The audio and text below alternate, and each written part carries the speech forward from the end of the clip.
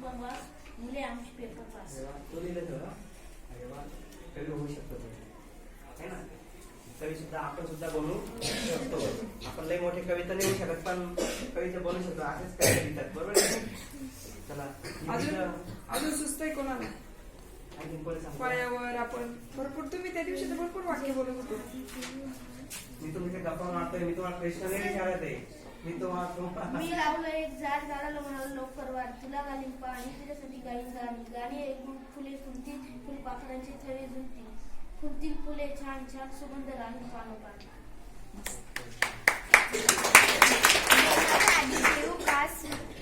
जेवणाच्या आधी धुवू हात मग होणार नाही आरोग्याचा त्रास.